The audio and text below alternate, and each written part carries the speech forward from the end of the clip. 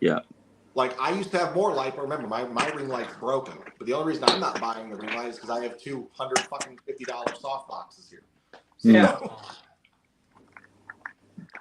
but I'm excited because when I get my TikTok check on the 15th, guess who's buying a new Rode NT1 XLR mic and an audio interface? You are. Yep, getting a brand new microphone, the new 5th generation Rode NT1, so I can just stick to using this for my TikTok videos. This microphone, which is not on and doesn't work on the live for some reason.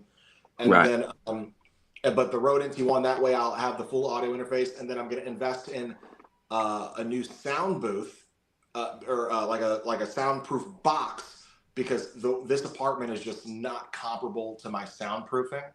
And I have a pile of soundproof foam over there on the floor behind the green screen, just way the fuck over there in the back. And things. Let's just hope that we do not have the week of technical difficulties. Hey, BT is here. We shouldn't have any. Yeah, he's our good luck charm. Speaking of that, speaking of that, Tommy, you look really cool and collected, but you sound way too far away. You're gonna have to come closer. Yeah, you sound far away. Yeah. But BT's our lucky kangaroo's foot. Not the kangaroo. Rabbit's foot. He's from Australia. They have kangaroos. I see what you did there. I see what you did there. That's racist. Too, they have. He's technically white. I'm kidding. Jesus. And so his Snug is Mexican. nationality is Australian. His fucking ethnicity is Caucasian. Okay, you're being nationalist. You want to know a weird truth about me? That's not correct either, because a nationalist is someone who promotes only their country's wants, needs, and acts on those political stripes. All right, we're not going to get political. Let's talk about wrestling now, guys. I was describing nationalism. Okay, here's my question. When do you guys want to do the predictions for Backlash? We were literally just talking about it before you got in here. Yeah, we'll talk about it some other time because we're already live. We're ready to go. You were doing whatever Tommy's do. I was trying to set up this complicated setup. Yeet. Complicated? You should see Snugs. Yeah, you guys have no fucking idea. Yeah, I'm about to say, this man's running an audio interface, an XLR microphone, a freaking camera setup, a laptop, people's headset. Complicated for a man that doesn't know what the fuck he's doing. How about that? Ooh, YouTube is your best friend, brother. All right, let's go, y'all. And mute. Yes, please. And no interrupting. Tommy. What is up, everybody? Welcome again back to another episode of the Snug Wrestling Podcast. I am Edgar. I'm the host. The Snug crew is all here. Welcome back, BT. We missed you, man. Good to have you back. Good to be back. Good to be back. I'm sorry that I took a break for some of the hypersensitive fans that are like, oh, where's the Australian handsome cunt? I've really missed him.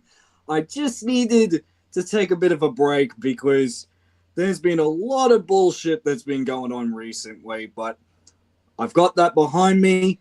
I've had an amazing time watching Monday Night Raw. Let's dive straight into it. Well, actually, let's talk about that for a little bit there, BT Knight, because you are right. There has been a lot of crazy shit happening in the WWE. The WWE went from releasing a lot of people's favorite wrestlers one week, and then we fast forward like days later, and then they announced that they're bringing back Alberto del Rio, one of the wrestlers that was like blacklisted from WWE, and it's just like they're just basically like they don't even give a fuck about pissing people off anymore, which is fucking crazy. Because the reports are now that they're going around there saying that Alberto del Rio somehow signed again with the WWE, and is just like, what the fuck is going on? What world are we living in here, fellas? Just really quick, I want to hear your thoughts about what do you guys think about this whole thing with Alberto del Rio? What do you guys know about this? Because I didn't really look too much into this, at least not yet. But what do we know so far about Alberto del Rio signing with with WWE. Does anyone have any info? Tommy? Info is lackluster, but my thoughts on this is simple. I will believe this shit when I see it. I do not believe it because of the fact that I still think that Paige will eventually come back. And the problem is Paige will not come back if Del Rio is there. Yeah. She just... Yeah, I saw an interesting tweet earlier, and I'm going to see if I can find it so I can read it really quick because we got an interesting comment. Shout out to Wayne Stanfield. Says he's technically only signed to AAA. However, I saw something that may say otherwise here. Here we go. So, Twitter account by the name of El Rico tweeted out. So they're just signing new deals. So they're under the WWE banner. And was Del Rio part of that group that signed a WWE deal? Dave Meltzer responded with, yes, new contracts Alberto has signed with the WWE. And another Twitter account by Ernesto Ocampo said many fans, especially in the U.S., are assuming that by buying AAA, WWE is also acquiring the contracts. But aside from the fact that the sale hasn't been finalized, those contracts are of no use to WWE, as WWE's contracts are legally distinct and include multiple provisions and clauses, such as exclusivity, intellectual property rights, and termination conditions that AAAs do not address or enforce. That's why new contracts are replacing the existing ones. Which tells me Alberto Del Rio has indeed signed with the WWE. I think that if he signed with the WWE, I think maybe a package deal with AAA as in, hey, in a part of our sale, if we sell to you, we'll sell to you, but we don't want any of our guys being left without a job. So if you, as a part of conditions of the sale, you have to also then take all these guys so they aren't left without jobs. That being said, when you hire them, then you have full recourse to do whatever you want or will with their contracts. I'm thinking that if they're going to do the right thing here, because Alberto Del Rio's law shit, all the legal stuff was still going on up until last year, like September and stuff. I don't even think it's fully over yet. But after what he did to Paige, after what he did to the girl he was with after Paige, as far as I'm concerned, if Triple H and Nick Khan want to do the right thing here, you need to terminate his contract as soon as it's cleared. Because as far as I'm concerned, you don't need, if we're all about moving forward and pushing past, how can you get rid of Vince McMahon for all he's done? How can you excommunicate Hulk Hogan 3 million times? And you saw the reaction he got on the Raw on Netflix. Okay? But you'll bring in this guy. You know what I'm saying? So, and this is a prop. Let's not forget, the last time he was there, he put his hands on someone in the production staff backstage so he's always had these issues. Yeah. He's a loose cannon. I don't think he would gel with today's WWE nor their locker room ethics. So, and I want to see Paige in WWE again too. I say fire him as soon as you get that contract signed. Yeah, I don't think anyone is really looking forward to or is saying, yeah, let's bring back Del Rio. However, we got an interesting comment here by Lead Authority Wrestling. Shout out to them. Thank you for your comment. Says Del Rio was never convicted of a crime, or for being racism. I believe they meant for being racist. But I'm afraid that the wrestling fans are way too smart nowadays. They know what's happening. They know what Alberto Del Rio has done. If he comes back to the WWE, I have a feeling he's going to get the Tessa Blanchard treatment that she's getting over in TNA. If I could respond to that comment. Yes. Vince McMahon wasn't convicted of a crime either, but we all know he's guilty. No, he's talking about Del Rio. Exactly what I was just about to bring up. He says he was never convicted of a crime, so they shouldn't hold it against him. Vince wasn't convicted of a crime yet either. But if 1,000 people say the same thing, kind of starts leaning towards the truth now, doesn't it? Okay. We don't need that culture back in WWE. What about you guys? Toxic, Tommy, BT. Are you guys? Do you guys have any thoughts about this, or do you guys want to actually see Del Rio in the WWE? I Fuck said no. here. I don't want him. No, good riddance, huh? Fair enough. BT, what about you? Oh my god. This, I need to get this off my chest. This is going to turn into a fucking rant, and I'm sorry, but I've been needing to get this off my chest for a while. Just fuck this past week, because we have just had, oh my god, every bad decision that we have conjured up in our brains, just, it comes to life all of a sudden. We've had how many releases of useful talent that you don't fucking trust anymore? Braun Strowman, I've let that go. Okay? As much as I love Braun Strowman, and I wanted to see him with Alexa Bliss and the Wyatt Six, because there was a story there that they could have gone with, he looks like it was his time, because he looks unfit. He does. His legs look like they've blown out. It was inevitable, right? That's a good point. But fucking Dakota Kai, the woman that should, and I use that very emphatically, should have been the first ever women's IC champion. Not Lyra. The only reason they put on Lyra was so at some point they could make her the new Becky Lynch. And then, surprise, they made her Lyra 2 belts. Yeah, let's because we kind of already went over. I know you didn't have a chance to tell us what you thought about the releases because you weren't actually here. But no, you have a good point. Like they just let go people, and one of the main reasons that they're letting people go is because they're bringing in all these new people, right? People like that we talked about already.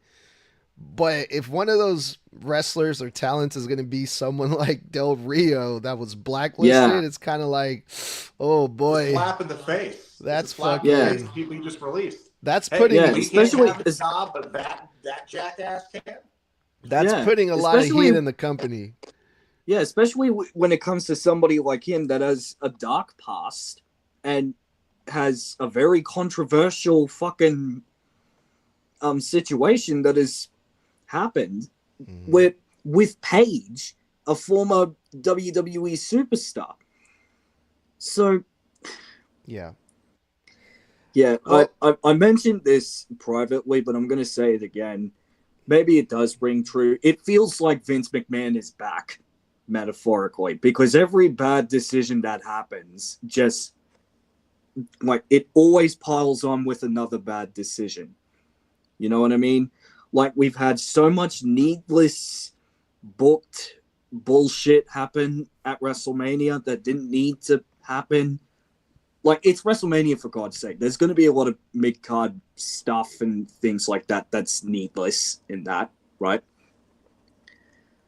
But I don't know what it was. It was just this year, it just felt bullshit.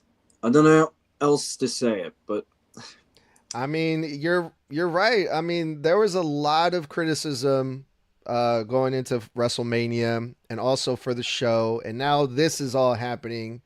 But let's move on to some good news. Let's move on to some more positivity that might make you rethink those comments, BT, about Vince McMahon being back. Because tonight, Monday Night Raw was a lot better than last week's Monday Night Raw. This is the Monday Night Raw before Backlash in Omaha, Nebraska, where we were expecting to see Io Sky versus Roxanne, Otis versus Rusev, Gunther and Pat McAfee face to face. It was also announced a new match for Backlash: Penta versus Dominic Mysterio for the Intercontinental Championship. And I'm going to start off with the main event. And I'm going to ask you guys to please let me cook on this, because the main event was such a treat for the fans in Omaha, for us watching at home, because it was Jey Uso versus Seth Rollins on a Monday Night Raw unexpectedly, which this match I feel like had the potential to be a pay-per-view match. Honestly, I didn't expect to see Seth Rollins challenge for the title anytime soon. Last week's Monday Night Raw, the entire Raw revolved around the Seth Rollins, Paul Heyman, and Braun Breaker storyline, and the show wasn't that good. The first video package that played on this Monday Night Raw was a video package from them, so I was thinking, okay, well, this is going to be just like last week. The entire Monday Night Raw is going to be built around this. Okay, let's see what they do here. Jey Uso then comes out. You know, he does his Yeet entrance, and while he's coming out, I'm thinking, this is the World Heavyweight Champion, but he's not getting featured as the most important thing on this show. It's the thing with Seth Rollins, Braun Breaker, and CM Punk. And as soon as I said that, who comes out to interrupt Jey Uso? None other than Paul Heyman. And that's when I'm thinking, okay, now they're going to cook. Because now you're going to involve the main story on Raw now with the World Heavyweight Champion Jey Uso. What I didn't expect was that they were going to do it on that same episode of Raw. Paul Heyman pretty much challenged Jey Uso. We're going to let you pick your match versus Seth Rollins. Seth Rollins is next up. Seth Rollins defeated Roman Reigns and CM Punk at WrestleMania. He deserves a title shot. Makes sense to me. Jey Uso said, all right, then let's do it tonight. Boom. Big pop. Now we have a main event for this Monday Night Raw. We come back from commercial break. Paul Heyman is backstage, and he breaks it down for Braun Breaker.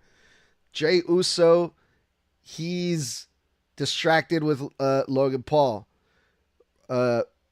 Seth Rollins just came back from winning one of his biggest matches in his career.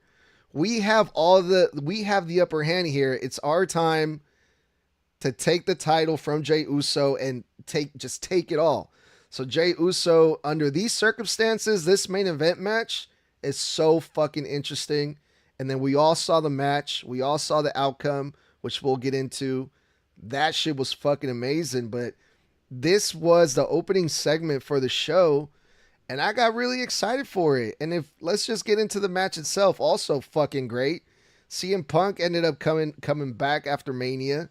He helped out Jey Uso. Sammy was out there. This was a fucking fire ass Monday Night Raw, I gotta say. But Bludd, like always, let's hear your thoughts about this whole thing that we saw with Jey Uso. What do you think we're gonna get out of this? Well, first things first, I gotta say this might have been one of the best on the mic promos from Paul Heyman I've ever seen, because that man went in and he went 150 miles an hour, the screaming, the rage. It felt so genuine, so real, so actually emotional. Like he was really angry, really frustrated. And I thought that whole setup was a chef's kiss. It was perfect from the get-go. I also love it because it's Paul and Jay, of the original 3 Bloodline members when Jimmy was still out on injury. These are the 2 next to the 1. And so this has a lot of layers to it. Backstage time, it's awesome for the segment. Paul, they set Jay up to basically accept it through hubris and ego. We get to the main event. First things first, the only issue I have with all of this, and it might be small, but it's important, is that when Heyman says, well, Jay's too distracted by Logan, but Seth's focused 100% on Jey Uso. And I thought, I would buy that Jay is distracted by Logan if he had actually been here tonight on the Go Home show. Quick thing, Mr. Bludd. We got a comment saying Logan attacked Jey Uso after Raw. Shout out to the Big Bill. After Raw tonight, he attacked him? According to the Big Bill on the comments, yes. Well, it would have been great to have seen that, on TV. Like the rest of the world probably would have liked it because the rest of our feed got cut. So as far as concerned, that goes to a whole other gripe I have about them doing angles off air that are important on a go home episode to the PLE. But I would buy it more if Logan had actually been here tonight to have an interaction with Jay, maybe backstage before the match. So then we could buy that he's too distracted by Logan and that Logan is a looming threat. That would have sold that more for me, because when we watched the main event, the entire time I'm watching the main event, to me, Logan was an afterthought at that point. So, and by the way, no matter what he and Logan do this Saturday, it's not going to top the match that we got tonight. And as far as I'm concerned, this match was balls to the walls. This was better than I think everybody will believe it had any right to be, especially for a main event on TV. This match was insanely good. And I don't ever want to hear anybody tell me again that Jey Uso can't put on a great match as a champion. He proved that shit tonight. His first title defense, he proved. When he's in the main event with the title on the line and the shit matters, he proved to everybody that nickname ain't just a nickname no more. That was a great first title defense, and you can fight me on it. That is a hill I will unalive on. And as far as I'm concerned, this was spectacular. The selling, the drama, Seth splitting his head open on the announce table bump and still going. I did feel bad when he wiped all his color, TikTok language. He wiped all of his color off on Jay's freaking shoes. I was like, those are white. What are you doing? He even reached for Paul's tie at one point and wiped it off on Paul's shirt. And I was like, Yeah. dude, that's so rude. But man, I don't think he was supposed to get it on TV or something. No, but it was no, they don't have that restriction on Netflix anymore. But I thought an official, by the way. Tommy. But Shut the freak up. I thought it was really, really good. It was a lot of fun. Great near falls. There was only one miscommunication, and I think just Jay went to sell to the stomp half a second too early, but it still looked really good on the sell because he tried to spike himself. I thought that Sammy, because I said in the chat that I thought, look, because we were all going like, they're not going to take it off tonight, right? The only way that this ends has to be by interference, right? So we're spitballing in the chat, and I said, look, I think it's either got to be Gunther, it's got to be freaking Sammy, it's got to be Roman, or it's got to be Punk. I said, or Braun Breaker. I said, there's got to be interference that ends this match, right?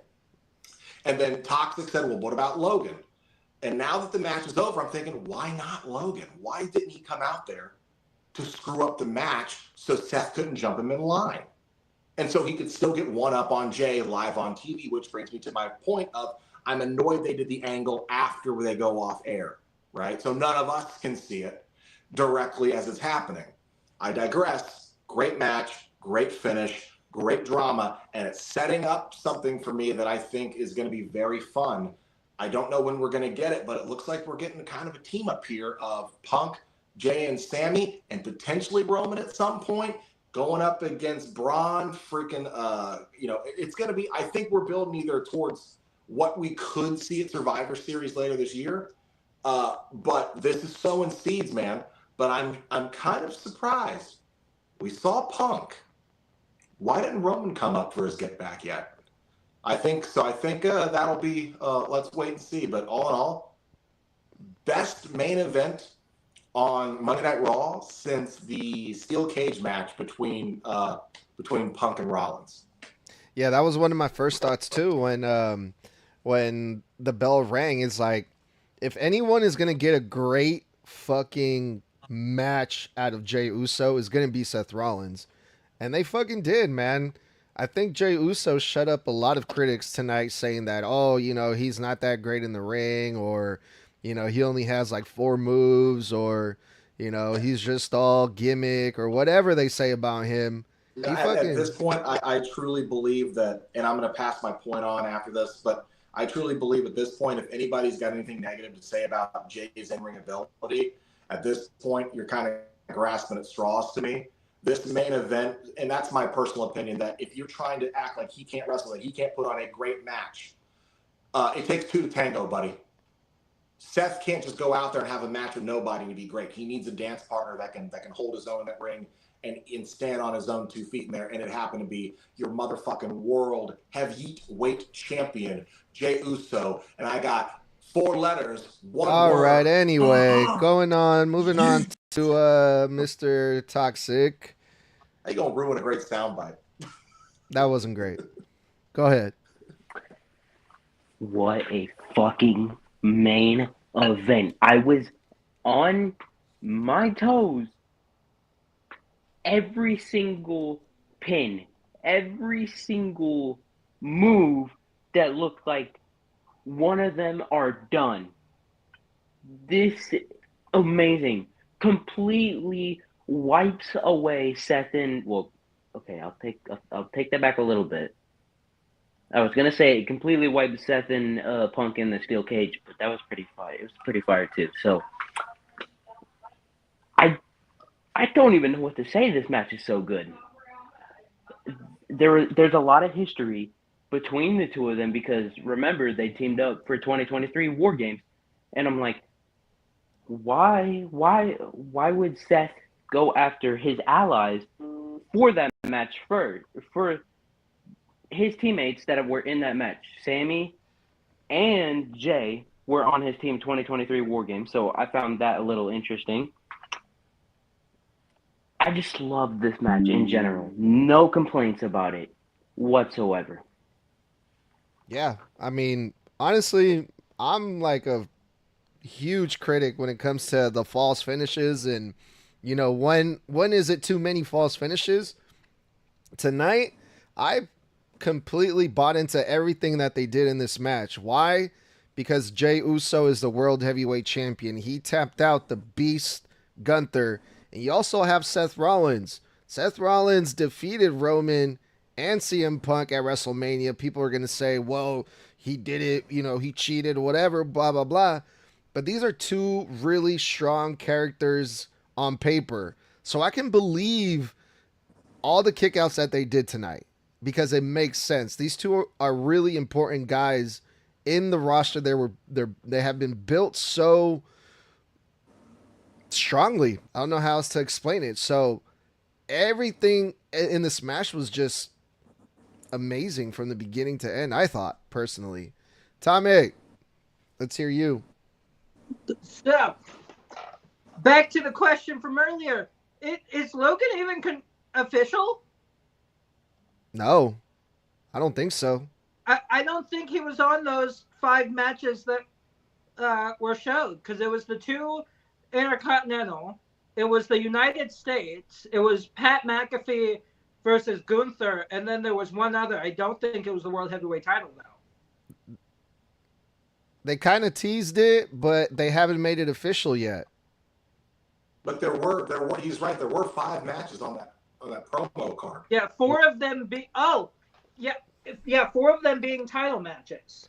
Well, we still have Friday Night SmackDown. They might add a match on SmackDown. But my thoughts on this, it was a great match. I love the fact that, what's up, Tox? I think the 5th match you're talking about is Randy and Cena. Yes, that's what it was. That's what it was. So, my thoughts on it is this. I loved the moves that he pulled from Mania as well with Rollins. That spear into the pedigree that he pulled in, like, what, twice? Like, that right there, just how smooth that is just chef's kiss. It's perfect. The one problem is now that he's done it to both Roman and Jay, is he going to do it to almost everybody who does a spear? Probably. I don't know. I mean, he's been doing that move since he feuded with Roman the first time in 2016 and 17. That is true. Now, Punk coming out, I love the fact that Sammy did as well. My stupid phone decided to activate my Siri when I said Sammy, because of course that happened. But Sammy coming out, I love the fact that he even risked his career coming out there because he was still bandaged up from the ribs from that bump. So I love the fact that he did that. And then he took that spear from Braun. I'm like, well, is this going to end him for a bit? Are we not going to see Sammy for a bit? Because that's brutal. Already having rib issues and then getting a spear from a Steiner. That's brutal in itself. And then Punk came out with the chair. Yes! Yes, my boy! I love that. Because it works. Honestly, I'm surprised Roman didn't come out. Because, that happened with him too. So I'm surprised that Roman Reigns didn't come out, but Punk did. But he's probably going to be out for a bit. Probably not as long as last year's Mania as he was with that. But he's still probably going to take a little bit more of a break here. But the match, we've already said this. This is a premium live event caliber match that you are having on a quote-unquote free TV Raw. Because it's not free, but the point here still stands. You're still having a premium live event style match on a Raw. And as Michael Cole said, this is the first time in 7 months that the World Heavyweight title has been put on the line on a Raw. Wow, that's a long time. Because, of course, it's Jay. He's going to end up being a fighting champion because, of course, he will. Yeah. But when it comes to Roman Reigns, I'm not surprised he didn't show up. I think Roman Reigns, he tends to show up unexpectedly in, more important situations. Like, last time Roman Reigns showed up, where was it? It was in a cage match, and I can't remember what show it was, Bludd. I think you called this one. Do you remember? I called it, but he did show up the Raw after Mania to help Punk because it went off air with them staring at each other from across the ring when Seth got over on him again. Was it after Mania last year? It was Raw after Mania, brother. That was the last time we saw Roman. That was a year ago. Holy shit. Okay. No, Raw after Mania this year, brother. Raw after Mania this year? Yeah, 2 weeks ago. No. There was another time where Roman Reigns showed up and attacked. Yeah, you said he only shows up on important stuff. The last time we saw him was the steel cage match. The last time we saw him for something important was when he tried to jump. Oh, I see what you're saying. But yes, the time before that was the steel cage match when he yanked Rollins out of the ring. It was a surprise attack for a massive pop in the main event. Got you. So I think for a moment like that, I think it'd be better. We didn't need Roman tonight. The main event tonight was great. Was even better when CM Punk showed up. The last thing in my mind right now is Roman Reigns. Honestly, this Monday Night Raw was good without him. I know I popped huge. So yeah, I bet you did. BT, what about you? Roman is always the last thing on your mind, Oos. Shut up. Tommy, stop interrupting. Go ahead, BT. And here's the reason why. There is a pattern that has been going on the past couple of years. Roman lost the Universal title to Cody Rhodes at WrestleMania 40. How long did it take for Roman to come back to save not only Jimmy, but not only Jay, but even his wise man? How long did it take him? At least a good 4 to 5 months. right? Roman's took in a loss at WrestleMania 41. His wise man betrays him, right? His next scheduled appearance is at Money in the Bank, which is why he didn't come back tonight. And that makes me think, does getting revenge on Seth and the wise man, preparing for that, does getting mentally prepared for that mean more to you than helping your own family? Because you are stuck on a fucking yacht, mentally preparing yourself, trying to find your inner peace, trying to get over the fact that your wise man had fun playing with your balls at WrestleMania 41. No pause, because that's exactly what happened. And yet your cousin is the world champion, right? You expect every single member of your bloodline, of your OG bloodline, to help you when you're in crisis, but you don't have the balls to help them. How much of a hypocrite does that make you? He is the biggest star without a shadow of a doubt, but his ego is his weakness.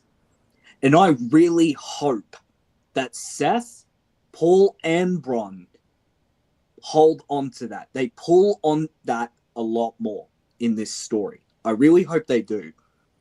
Because I may be the only person that sees it.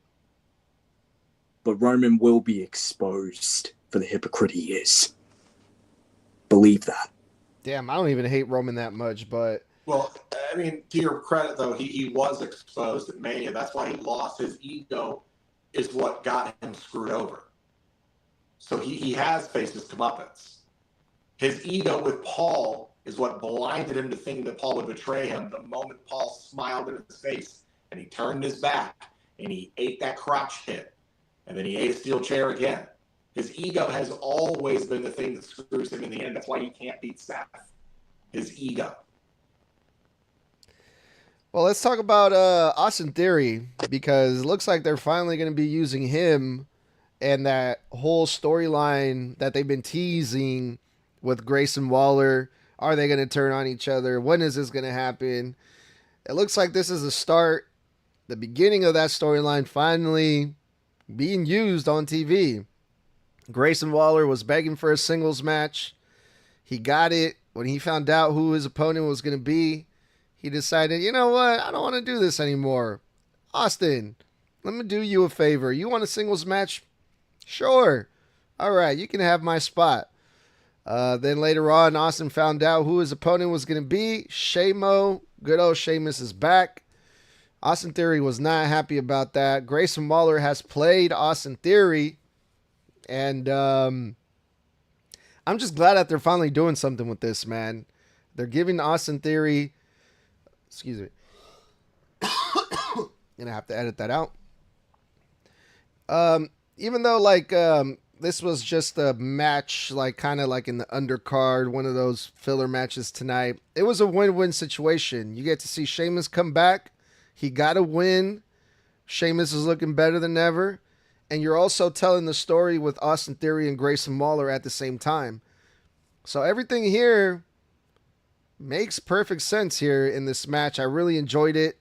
Austin Theory looked really good, even though he lost. Sheamus is looking really good.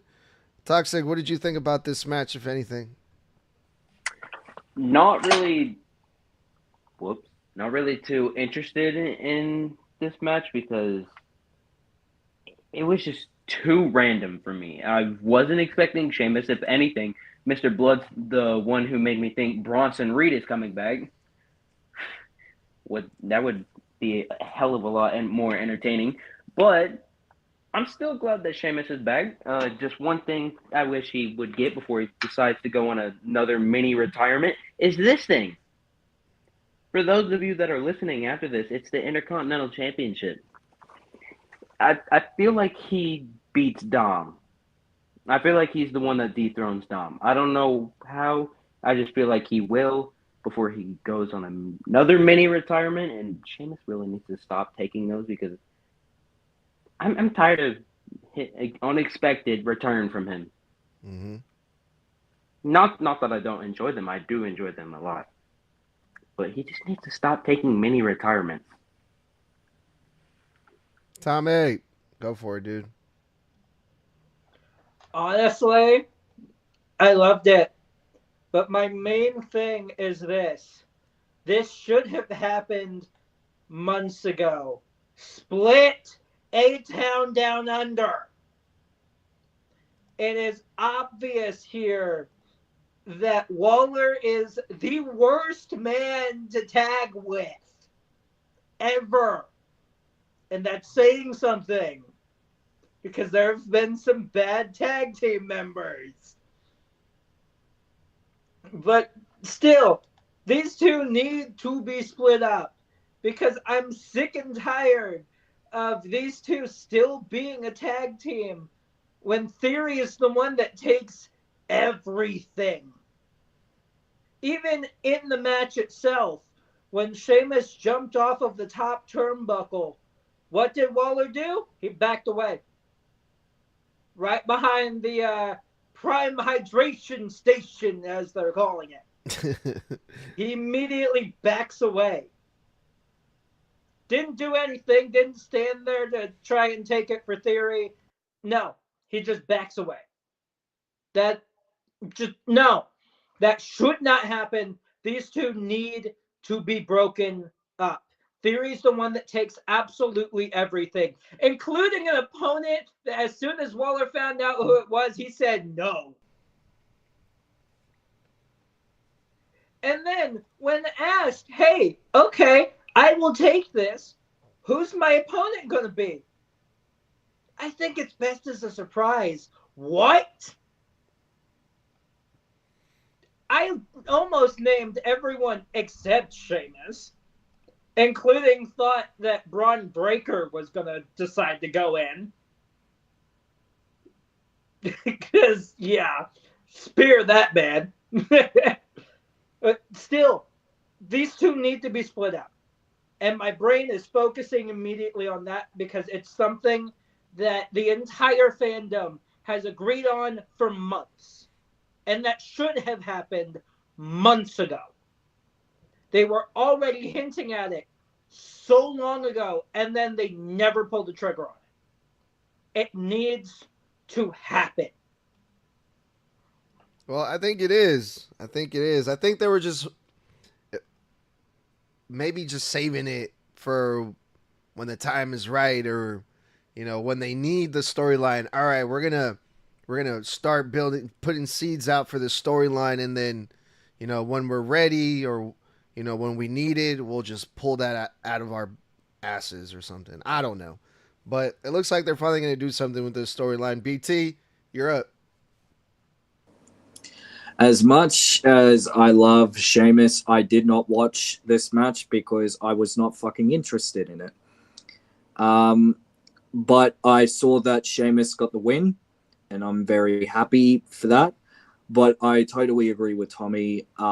Austin Theory and Grayson Waller need to be split up. I think Grayson Waller, as much as Austin Theory was always booked as the biggest star, Grayson Waller is the biggest star compared to Austin Theory, without a shadow of a doubt. Yes, Austin Theory has the in-ring ability, but so does Grayson Waller. And I think a lot of people miss that about Grayson Waller as well. He's not just egotistical. He's very fucking talented when he gets in that ring.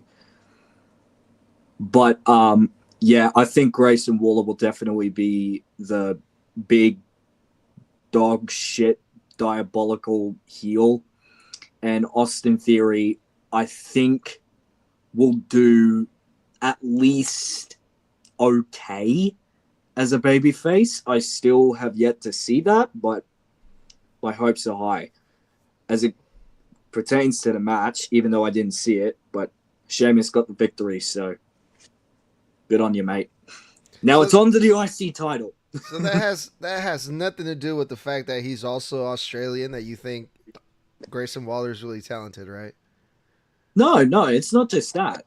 No, of course not. Fair enough. Mr. Bludd, you're up. I mean, I said this before. I said it in the chat.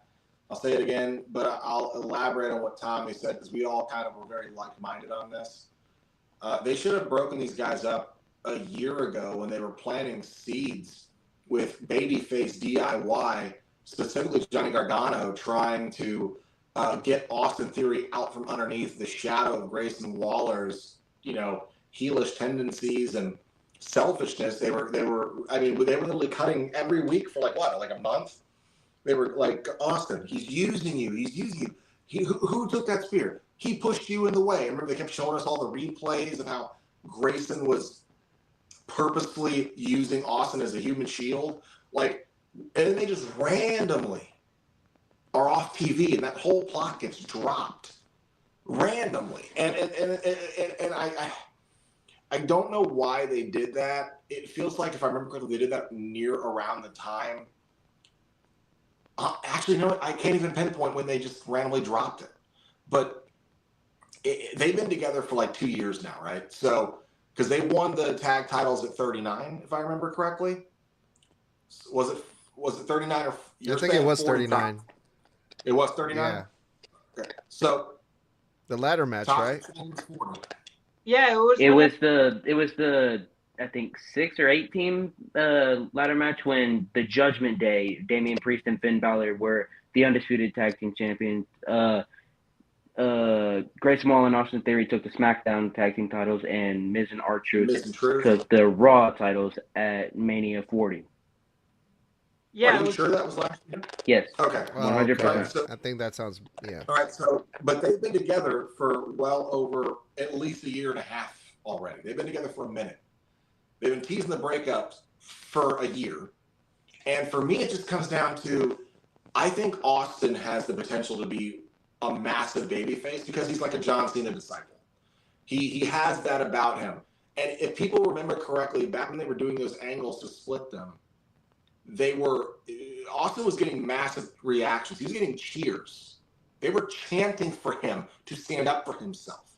That tells me that the crowd would get behind him. And for the last many weeks, we've been seeing babyface tendencies from him. Yeah, I'm a Jey Uso fan. And then he starts yeeting. And then he does funny stuff against what Grayson does. And Grayson will walk away from him like he's the idiot. You know what I mean?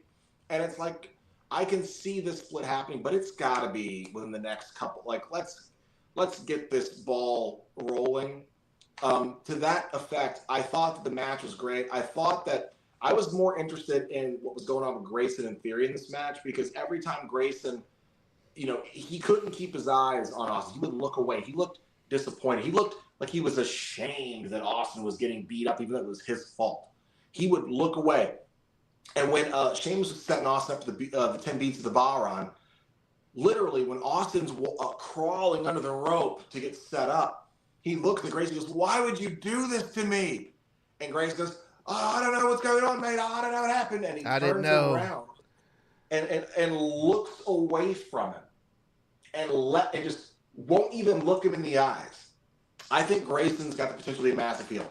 I genuinely believe the reason they put these two together is because Austin is the better in-ring competitor and Grayson is the better talker. And I think they put them together so they can balance out each other's strengths and weaknesses. And it shows because they both have star potential. But Grayson has way more charisma, but Austin has way better in-ring ability and a better look.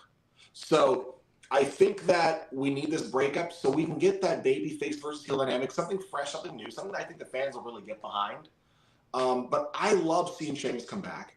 I've said it a million times, he's in the twilight of his career, but Sheamus is one of the GOATs. I remember the night he fucking debuted in 2009. And I remember how big of a deal he was. but he is the best he's ever been, in my opinion. The last 3-4 years of his career have been the entire best of his entire career. At least with WWE, he's done the best work possible. I thought this match was fun. No one's brought up the fact that this also got Vince's awesome chance at one point. Okay? Think about that. Sheamus can come back and just put on a banger. You know what I'm saying? That's why he's so good. He can just come back and put on fucking banger after banger after banger. You know what I'm saying? Speaking of which, where the fuck is Pete Dunne? I just realized I haven't seen Pete Dunne in like 4 months. Other than that, I loved it. Right on. What do we have next? Damn, I'm gonna have to edit this out. I completely drew a blank. I wanted to add something else about this whole Sheamus. Oh, that's right. No, I agree with what you're saying, Mr. Bludd. There was also a picture going around the internet after Monday Night Raw when Sheamus beat Austin Theory with the bro kick. Grayson Waller was kind of like looking with his back turned to the ring, kind of looking down, smiling at the fact that Austin Theory got beat. I caught that. I caught the smirk. I caught that smirk. Yeah. So it's going to be interesting to see what happens with those two. Becky Lynch and I hope Lyra they incorporate that in the story, that freeze frame. I hope they bring that up. Probably. We'll see. Becky Lynch and Lyra Valkyrie had another in-ring segment, and they got physical. And compared to last week's, just like this whole episode of Monday Night Raw, the Lyra Valkyrie, Becky Lynch had a segment last week that I thought was completely horrible. This week, they turned around and they shut me up. All right. Becky Lynch came out. She did her Becky Lynch things where she was yelling at the crowd, acting heelish, acting being the key word, and cut a promo about garbage, calling other people garbage. This whole promo was garbage by Becky Lynch, but Lyra Valkyrie came out and made the save, and she absolutely cooked Becky Lynch. Lyra Valkyrie this week on the mic was completely different than last week's. This week she was like, the delivery was on point. You know, her confidence was there. She was cocky. She was like, I'm the fucking champion. Not true. I'm the first ever Intercontinental Champion. Not true. Oh, wait. Sports Illustrated said you were good. So, and it was Lyra Valkyrie got over with me this week with this segment. And I know we're going to do predictions later on for Backlash, but if Lyra Valkyrie, I want to see her win so bad now. And if she doesn't win, then I'm going to be mad. I'm going to be mad. Lyra Valkyrie deserves to fucking win, but she got the better of Becky Lynch tonight. Tommy, you're up first. What did you think about this?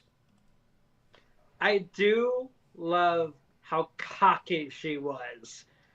Because it was perfect for this. It truly was. Especially with the Sports Illustrated thing that you brought up. She's like, okay, let us name your accomplishments then. You were one of the 4 horsewomen. You were the first ever SmackDown Women's Champion. You were the first ever Women's Intercontinental. Oh, wait, no. Mm-hmm. That was me. Mm-hmm. I did that. Like, I loved it because it fit her so well. And she truly did dig deep Mm-hmm. into Becky. Especially at the beginning when Becky was just like, I took out the garbage. You are supposed to thank me for taking out the garbage. That is Bailey. Thank me for taking out that garbage. Like, no. Stop it. And then Lyra came out. It's like, wait, are you calling me recycling? Because if you are, you're kind of going back. Because you've been recycling the same shit for years. Mm-hmm. And I absolutely love that. Because with her and with this matchup, she needs to be cocky. Yeah. She truly does. Because Becky, she can definitely get into your head. She truly can. She's done it in the past. She's just like her husband on that account. Both of them can absolutely play as many mind games as they can, and they can truly get into your head. Lyra cannot let that happen. And tonight, she proved that she's not letting that happen. Becky's not getting into her head at all. And it's perfect. The brawling happens. They even backed it up. Like, wait.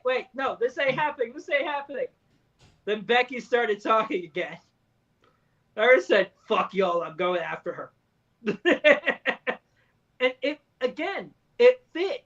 Because the way they were brawling, Lyra truly showed that when it comes to Becky, she's not letting her in her head.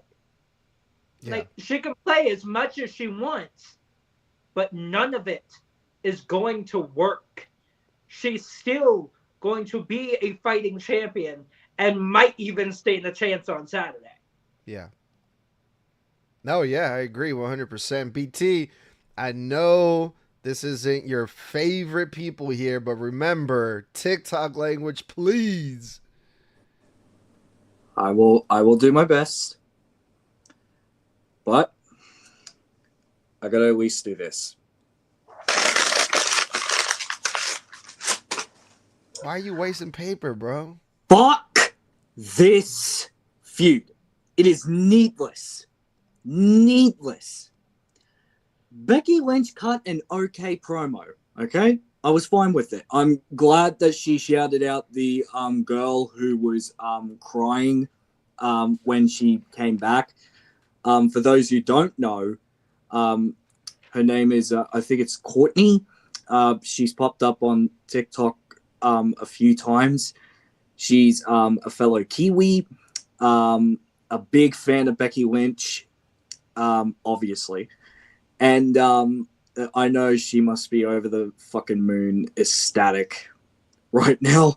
But overall, Becky's promo was decent and okay. I will definitely give it that. Let's go to Lyra. The cockiness. It was fucking cringe, okay? It was cringe. I did not like it. And this entire thing is just... I don't want to see the match. I don't want to see it. They could have done this 10 times better. I don't even want to see the fucking match between these two. That's how turned off I am from this whole thing. Because Becky's trying to bring up the whole Bayley stuff.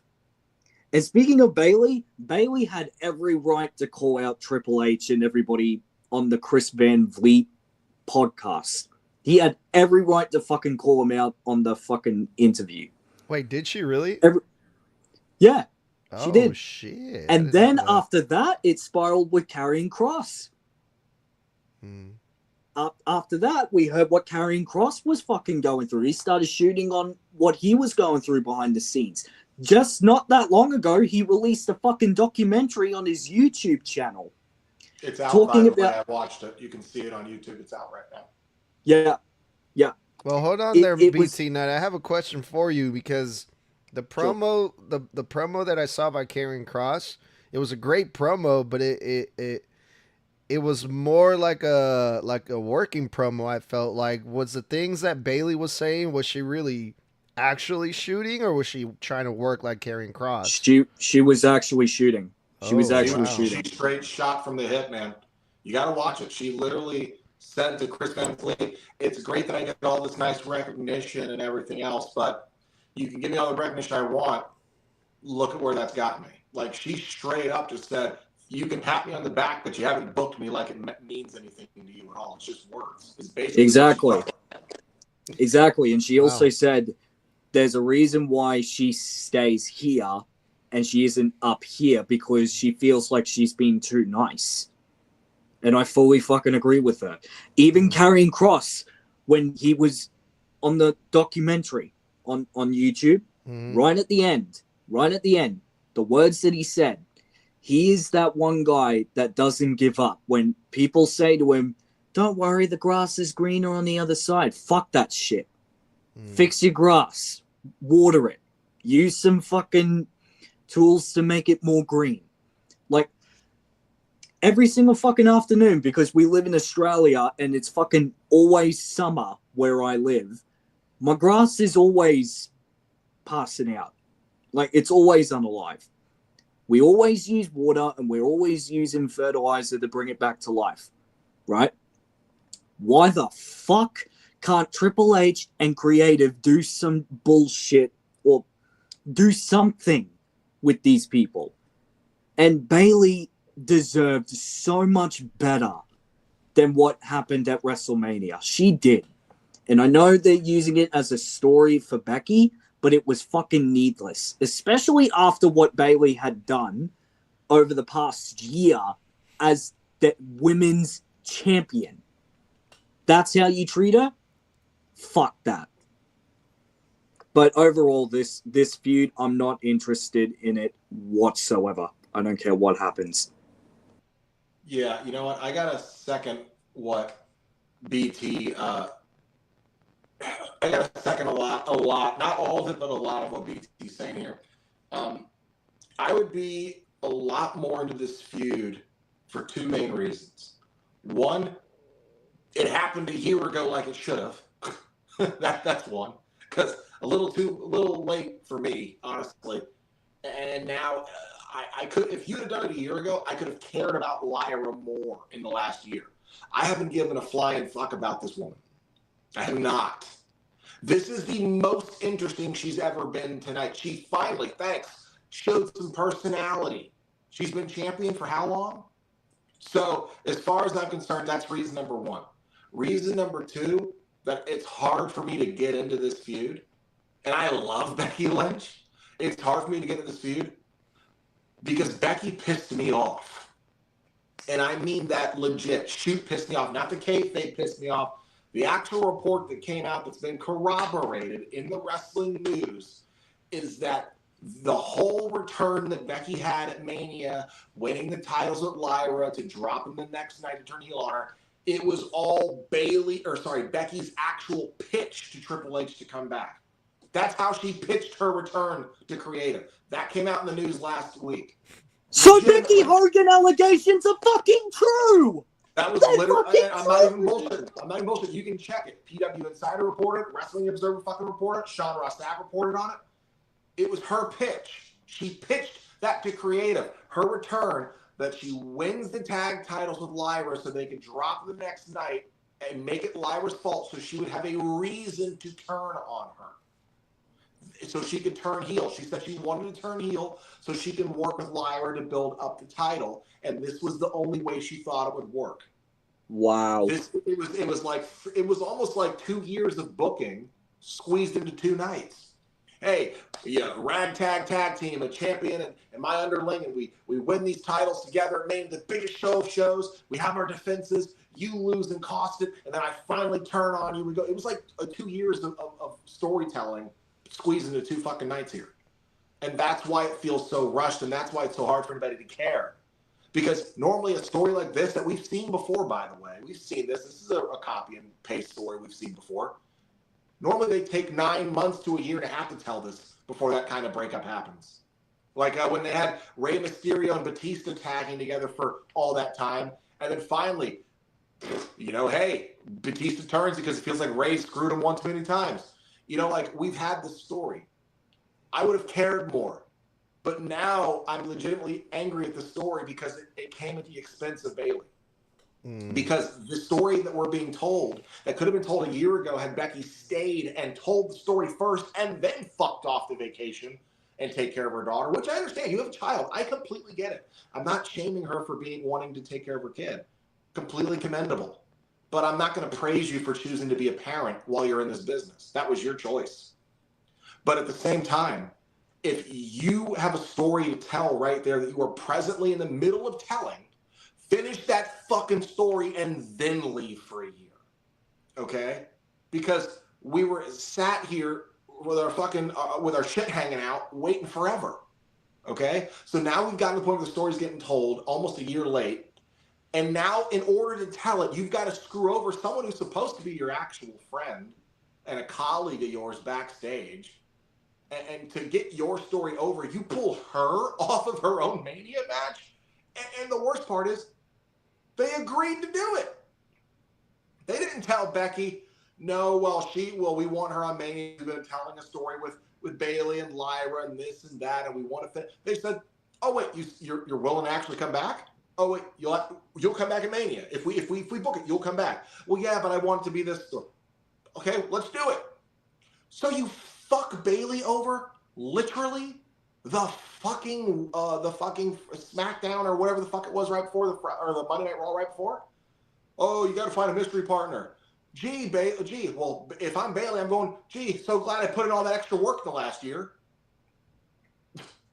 And then we get the segment we got last week, which was pretty piss poor. And then we get to this week where the fans still don't know if they even want to boo Becky because they try to cheer her through a lot of this promo because they were agreeing with a lot of what she said. You see, a heel is supposed to be good at manipulating the truth. She's sitting there telling the actual truth, and the fans are like, you have done a great fucking job in this company. You're right. And it's like, she's the heel, guys. Boo her. What are you doing? Becky, stop selling them on your accolades and start manipulating the fucking past to make yourself look better. That's what you're supposed to do. We got an interesting comment here by Thomas. Shout out to Thomas. Bayley will get her moment and get revenge by winning the title from Becky at SummerSlam. And I'm sure she will get her comeuppance that way, and they'll crown Bayley the Intercontinental champion. But I'm pissed that they had to go this route to do it. You pulled the girl off of Mania after a year of back-breaking work here.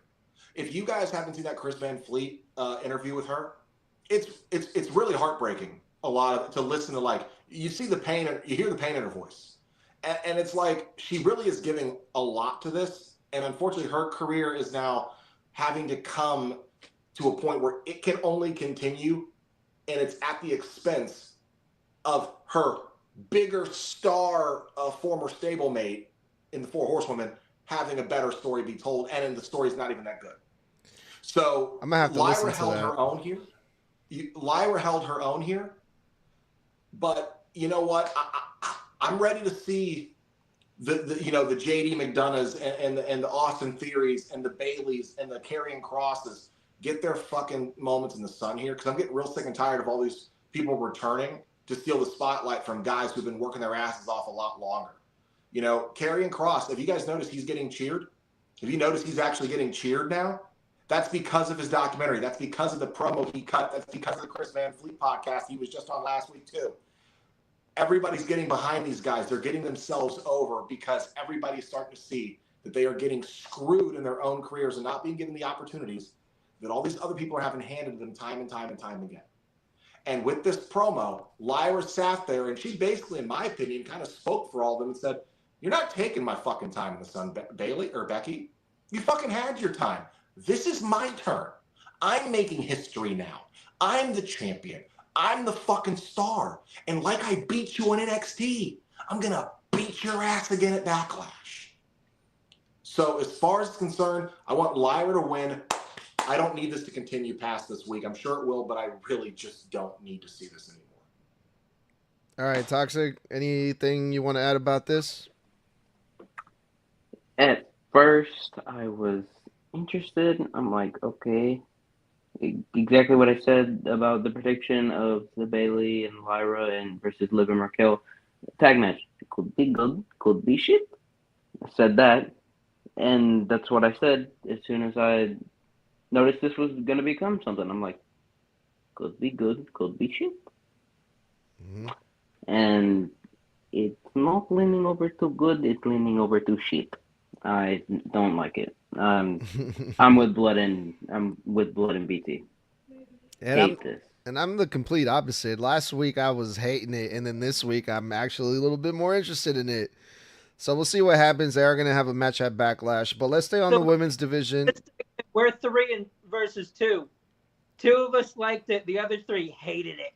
Yeah. Let's stay on the women's division really quick. And I don't want to spend too much time on this. It was Io Sky versus Roxanne. I don't want to talk about the actual match. I just want to talk about what is happening with Roxanne and Julia showing up on Monday Night Raw. Are they on Raw or are they still on NXT? Some wrestling news sites are reporting that they're on Raw. Others are saying they haven't been called up yet. Are we waiting for the draft? I have no idea what's going on. The only thing that I do know, this is the second week that Roxanne is on Monday Night Raw with Julia. Julia, are they ruining Julia? They being the WWE. When she first came into NXT, she was like this brand new, mysterious, had this mystique, this aura about her that she just came from Japan and she was supposed to be like somebody. And now it looks like Julia's in the main roster, but she kind of, to me, she's kind of coming off as like Roxanne's kind of flunky, you know, kind of like, I don't know. She's just always, she's not the one that's having the wrestling matches on the main roster. It's Roxanne. Roxanne is being presented as a main member of this team. And then it's Julia ringside. Julia with the sneak attacks, you know, behind, excuse me, behind their opponents. And it's just like this, I don't know, man. This is a completely different Julia from when she first came into NXT. Do you guys remember when she first came into NXT?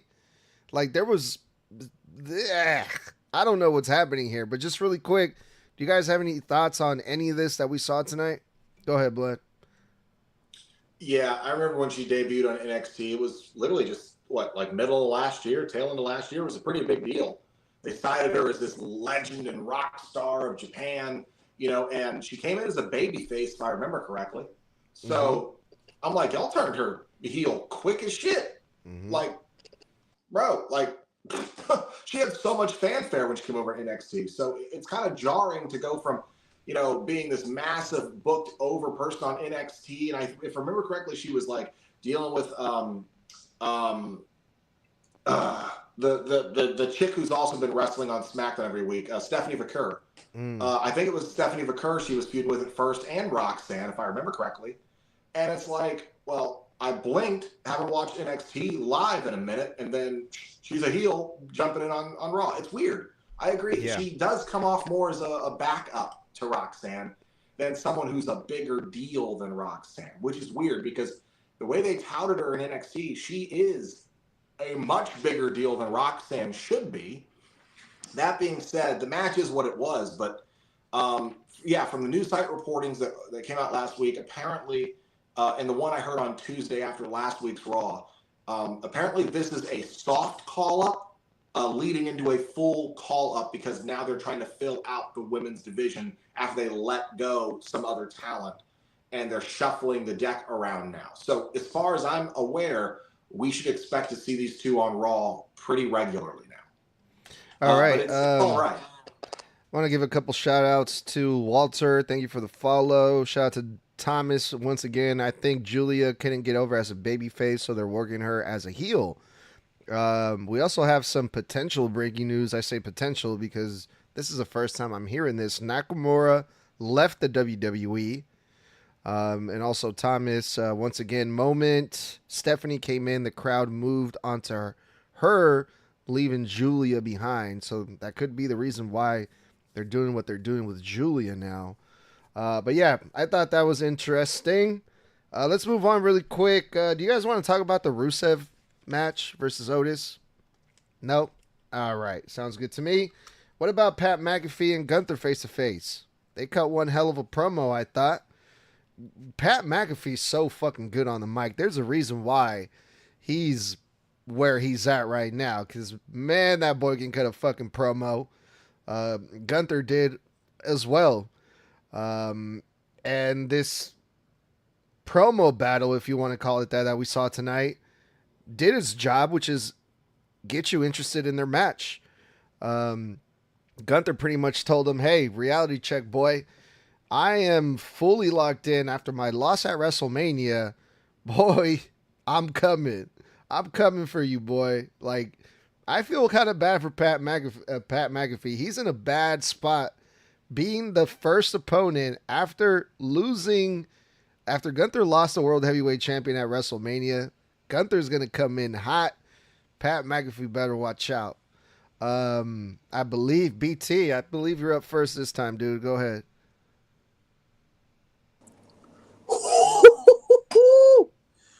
What a fucking segment between these two.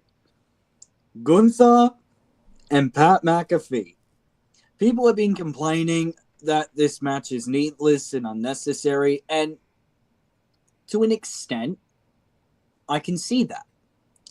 But the big difference between Gunther and Pat and Michael Cole and Jerry fucking Lawler is that these motherfuckers can actually go in the ring. And no disrespect to Jerry Lawler, but he was wrestling at a very different time compared to other superstars. You know what I mean? And he wasn't that fully gifted in the ring like everybody else is. Well, but actually, yeah, I don't know if we can say that. Go ahead. he will always be condemned as one of the best commentators for sure. Not in my opinion, he wasn't that best in the ring. He has hell of a charisma though, and he can cut hell promos. But in ring wise, yeah, kind of jiffy about it. Anyway, Pat McAfee's promo, they get you teary because he's so passionate. You can feel the passion in his voice. When he was talking about I'm trying to remember the point of the promo that he was talking about. He was pretty much I saying can't remember it. He was pretty much saying that Gunther, since he's been champion most of his career, this is more like a job and not really like a dream for Gunther anymore. That's right. Yeah, exactly. When he said that, I'm like, thank you. And he even said, you've been champion for 80% of the time that you've been here. And I'm like, finally, somebody fucking brings it up. Like, it's not a passion for Gunther anymore. It's just a job. Whereas people who have passion, they are somebody not to be fucked with. That should have been clear and evident when it came to Jey Uso, because he's passionate as fuck when it comes to wrestling and when it comes to making a name for himself. But yeah, Pat's promo was awesome. Gunther's promo would have been... He cuts the same shtick all the time. You know what I mean? He even said the same thing he said to Jay. At some point, the bell's got to ring. And I'm like, Jesus, he's not Jey Uso. You got to get him out of your head. Because Pat can fucking go in that ring. Does anybody not remember the steel cage match that he was a part of? Does anybody remember that shit? Fucking jumped off the top of that motherfucker too. Not only that, was doing fucking suplexes at WrestleMania 38. Like those super suplexes where you just jump on the top rope clean as hell. Like LA Knight. Like, this motherfucker can go. But this match, I'm not going to lie to you. This is the match that I'm very excited for. Because, one, I want to see Pat McAfee get a lot of offense. Two, I secretly hope that Pat McAfee wins, but I know he's not going to. Because already the rest in peace memes have been going nuts after this one fucking promo that Pat McAfee has cut.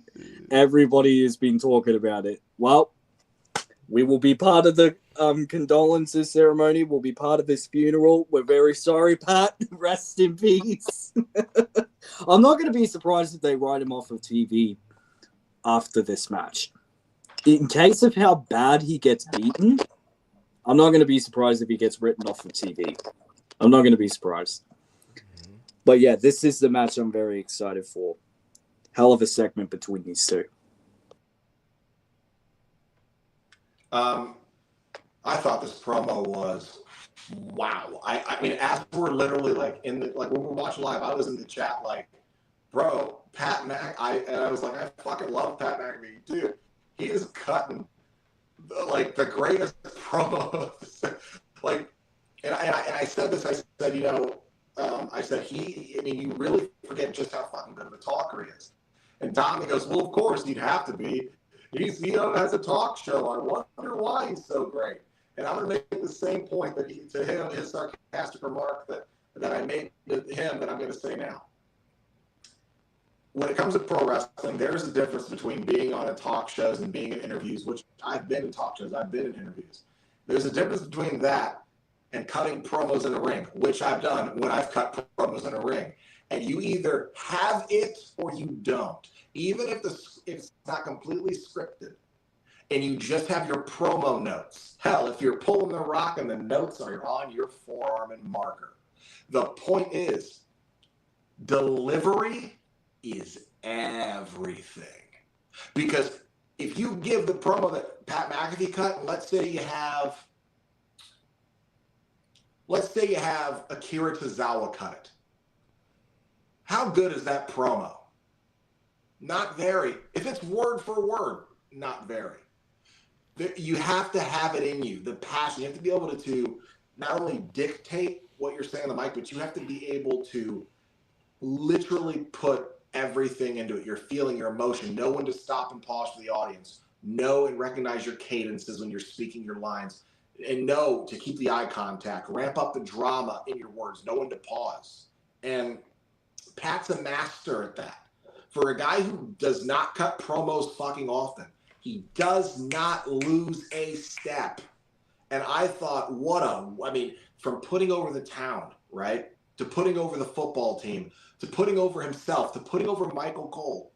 I mean, the only reason Michael Cole ever gets chanted is whenever Pat McAfee gives him his props, and then the whole arena lights up for Michael every time. And I thought it was incredible. And it sold me on the fact that, you know what? He talked about dreams, but there's an old saying. The biggest killer of careers is complacency.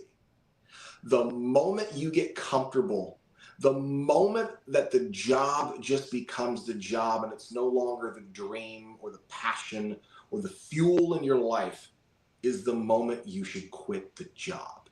And I thought this was beautiful because Gunther has been champ for 80% of his WWE career, from NXT UK all the way to this main roster. If you're going to be champion for the majority of your career, what do you have left to prove? You don't have to chomp at the bit. You don't need to climb the mountain and touch that brass ring anymore because you've had the brass ring for 80% of the time. Your arms got tired of carrying it, so you set it down. That's exactly what happened when he fought Sammy at Mania last year. The complacency made him overlook Sammy's passion, and Sammy's passion was stronger than Gunther's comfortability, and it cost him the IC title. The same thing at Mania. He overlooked Jay's passion to be main event Jay Uso, to be the world heavyweight champion, and he blinked. And Jay taped his eyes open and got the 1, 2, 3. Oh, wait, I'm sorry. You tapped out. And the thing that I think is great about this is Gunther looks at me and goes, did you enjoy your daughter's birthday party last weekend? It was a good weekend for you? This weekend's going to be great for me because I'm going to destroy you. I'm going to beat you. I'm going to brutalize you. I'm going to bruise you. I'm going to batter you up. You think I'm complacent? No. I'll get back to the World Heavyweight Championship thing. Don't you worry about it. I'll get back to it. He even mentions that he's going to get back to Jay. But he's like, when it comes to this Saturday, I promise you have my full, undivided attention. And bro, I know this match is going to be great, but there's no way Pat McAfee walks out of this Damn. without looking like he got run over by a semi-truck. But it's going to be one hell of a fucking time. And Pat is going to bring it to Gunther in a way Gunther wasn't ready for, no matter how prepared he says he is. Pat's going to show him something, and I'm ready for it. Toxic? I agree with everyone else. This match is going to be freaking amazing. I'm so ready for this. Also, an argument Pat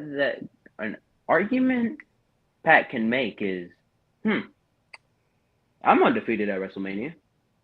That dude down there sitting at the commentary, he's undefeated at Mania. I wonder who's not. Oh, wait, that's you. You're not undefeated. You lost to Sammy. You lost to Jay. Actually, no, you tapped to Jay. Yeah. Yeah, so I'm pretty sure the only Mania win Gunther has is against Sheamus and Drew. Correct me if I'm wrong. Yeah, what I thought. He only has one Mania win and Pat has two. 80% win streak, but a 33 and a third, or a friggin' a 33 and third friggin' win rate at WrestleMania. His WrestleMania streak is doing Steiner math. Anyways, I hope Pat kicks Gunther's ass. Damn, that's wild. All right, Tommy, take us home, dude. All right, so this is what I'm going to say about this. I love this. Especially with, as Bludd said, how passionate he truly is. He will push and push and push until he can't push anymore. Words, he will do the same. Physically, he will do the same. He will continue to push. But there's one thing I'm going to say, and Bludd, I'm about to make it worse here. He's not walking out. If anything, he will be carried out in a damn stretcher by the time Gunther is done with him. That is just how it's going to be. And B, with your little comparison to Jerry the King Lawler and Michael Cole, yes, you are correct. That was a different time. In fact, I'm pretty sure Bludd and Snug will remember this. That was during the Kiss My Ass Club era. What was exactly? Because Vince had that little thing where the entire thing was to have literally everybody literally kiss his ass. I mean, I still remember when Jerry Lawler went up against The Miz in a great ladder match, and Jerry still had it in his 60s. No, I mean, it was Jerry King Lawler was wrestling for his time. He was one of the greatest of all time. For his time. To be able to keep up with a very early 30-year-old Miz or late 20-year-old Miz, highly impressive. I mean, he's no fucking, when he was younger, Jerry the King Lawler was no like Will Ospreay or nothing like that. But for his time, he was good. Exactly. Yeah, no athlete in the wrestling industry was like that back then. That wasn't the style. Yeah, and I think BT's comparing Jerry the King Lawler by today's standards. Yeah, by today's standards, he's very different. But because Gunther is such a throwback, Gunther wrestles like the people in Jerry's day did. Yeah. So it still works, you know? Mm-hmm. And after this whole segment, Michael Cole and Pat McAfee were having this thing. It's just like, do you really think you can do this? It's like, I honestly think that him saying that I have his undivided attention is a compliment here. Like, he truly thinks that that's a compliment. And I get that he does, but that's also when Gunther is at his most dangerous. And Jay has seen that at Mania. He truly has. So has Sammy. Yeah. When you have Gunther's undivided attention, this man is deadly. I want to see some color. I think this match needs some color. Let Gunther get that mean streak back. If he says he's going to brutalize Pat like you brutalized Jimmy. Well, let's save it for the predictions, Bludd. What's up, BT? You know what I want to see before Pat and Gunther go in the ring? Jay and Pat have a conversation in the back. Jay tells Pat to keep focus and be careful because we know what happened when he said the exact same thing to Jimmy. I think we could cook something there if they were to do that. Tommy, anything else you want to add before we get up out of here? I still think that he is being carried out in a stretcher because I do not see a way that he walks out of this. I just don't see it. But the real question will be, will he have a legitimate entrance or will his theme hit and he walks from behind the commentary desk? He's going to have an entrance. He'll probably leave commentary the match right before. But I'm kind of mad they got rid of his Five Nation Army entrance. I love that song. But I think the stretcher makes a lot of sense. But the scene that needs to end with the stretcher, the old lifts up the thumb and the whole crowd gives him a standing ovation. Because I think that's what's going to happen. But I agree with the stretcher. Thing, yeah. I would love it. I'm all right. Just go to get my ice bath. All right. With that was a Monday Night Raw. I'm going to have to edit that out. Well, with that. Dictionary. Yeah, get the dictionary. That was the Monday Night Raw review with the Snug Wrestling Podcast. You guys stay tuned. We're going to be doing predictions here pretty soon, hopefully for Backlash. We haven't figured it out when just yet, but we will. We'll get them to you. Until next time, my name is Edgar. I'm the host. Good night, everybody. No yeet. Let's get out of here. Bye.